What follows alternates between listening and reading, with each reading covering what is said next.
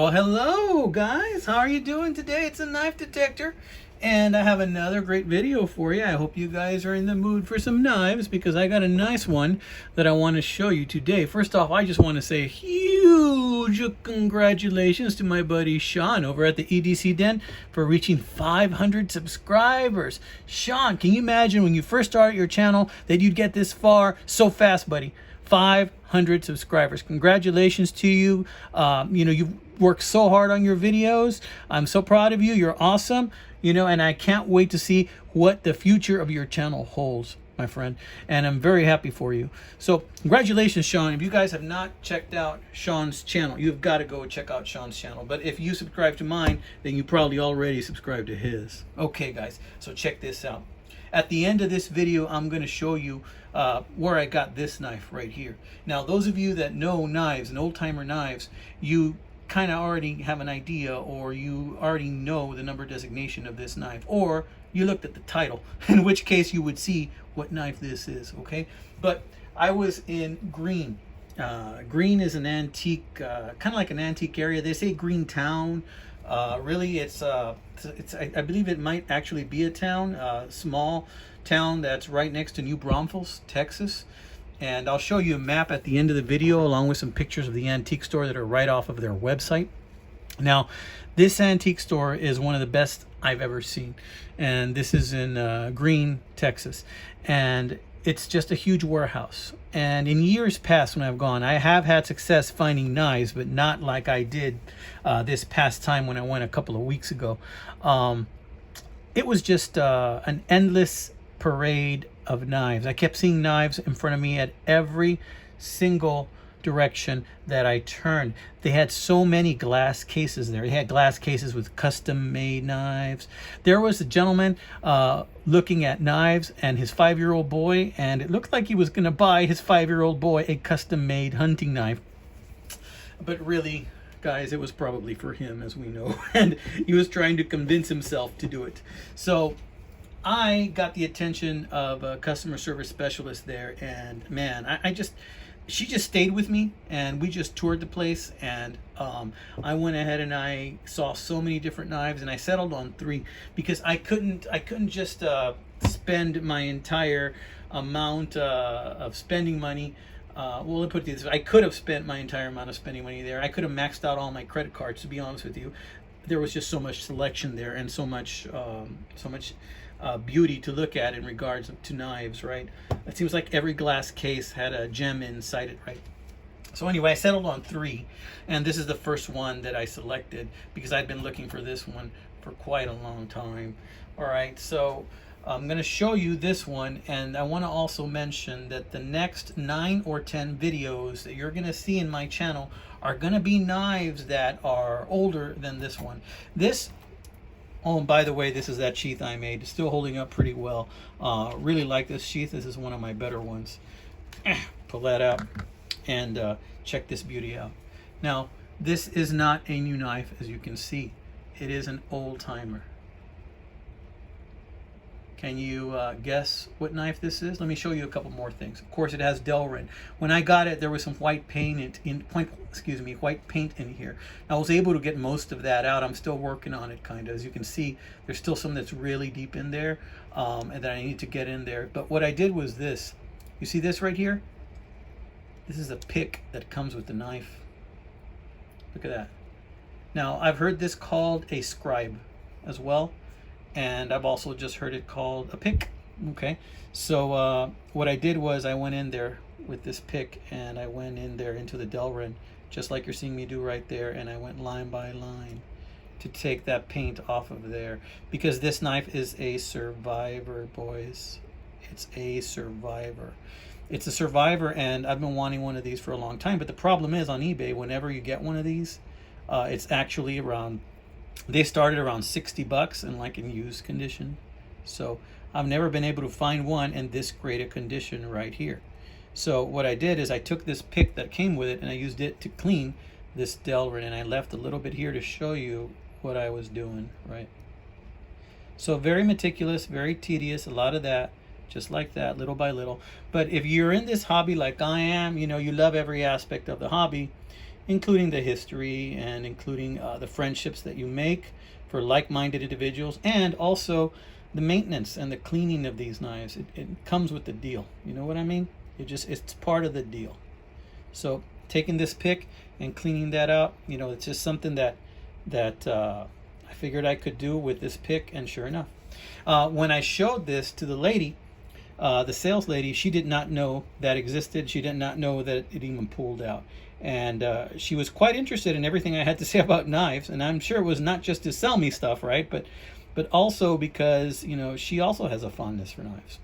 So in any case, that's what I did to get the paint off over here. And check this out. It's got another secret. Look at that. What do you think that could be? Well, it's a set of tweezers. These are some pretty okay tweezers. I have to say they're a little bit better than the Victorinox tweezers because they're a little bit tougher. Not much, but a little bit tougher. This knife, I believe, is from circa 1992. 1992. I believe that this knife was made in 92. I believe this knife was also made in 96. And I think there might be a current version made in China out right now, although this is one of the old ones. I'd say it's probably 1992. This one, that makes it what? Makes it about close to 30 years old.